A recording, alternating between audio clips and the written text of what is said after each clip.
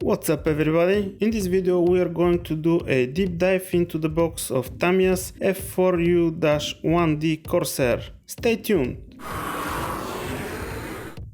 First I'm going to quickly go through the sprues and the instructions, and then you'll see the details. Sprue F holds the clear parts, and there are two different canopies included. The engine cowling comes on its own. Sprue A is where you will find the fuselage halves along with the various bits from the engine, undercarriage and the cockpit. On Sprue B we have the wings assembly along with the flaps, gear bay doors and other details. If you are careful, you will find a pair of polycaps in one of the bags. Sprue E is well mixed together, containing a pilot figure, the fuel tanks, cockpit bits and more. Sprue Y is unique to this kit and contains all the parts necessary to build a tug tractor, as well as a couple of figures. Sprue H is dedicated to the rockets. There are decals for 3 marking options, all in overall navy blue. The instructions are typical Tamiya deal, nothing fancy but clear and easy to follow. Step 1. Assemble the cockpit. Step 2. The engine and the cowl. You can choose between opened and closed cowl flaps. Step 3. The central wing portion comes together. Step 4. Fuselage assembly. Step 5. Most of the airframe gets together. Step 6. Undercarriage assembly. Step 7. Flaps assembly. Step 8 deals with the rockets. Step 9. The undercarriage meets the airframe. Step 10. Assembling the outer wings. Step 11. Fuel tanks. Step 12 gets several sub-assemblies on the airframe. Step 13 puts the pilot on its seat, as well as the canopy and some antennas.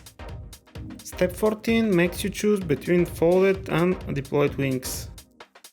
Step 15 is all it takes to assemble the mototug.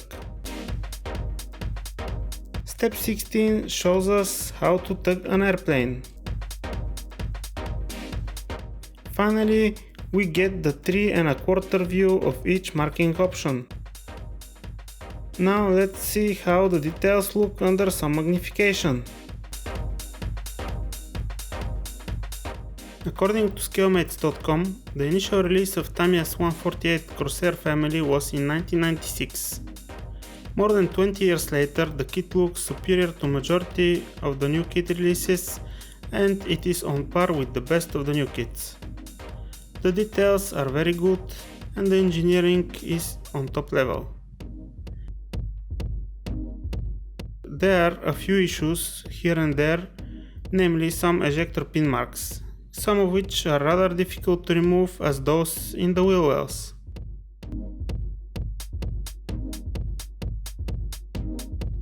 Regardless of the few issues, this kit is tempting me to build it out of the box just because it is so good out of the box. On the other hand, with some extra work, this can be a showstopper.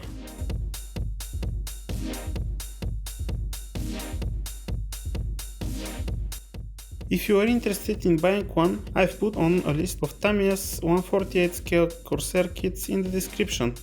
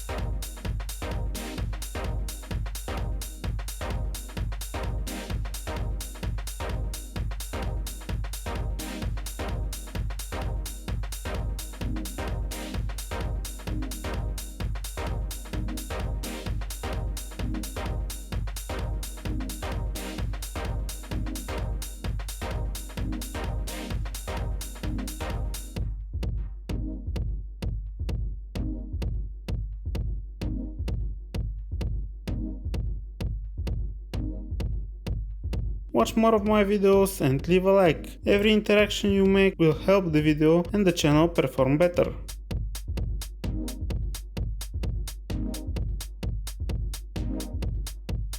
Thanks for watching, and until next time, happy modeling!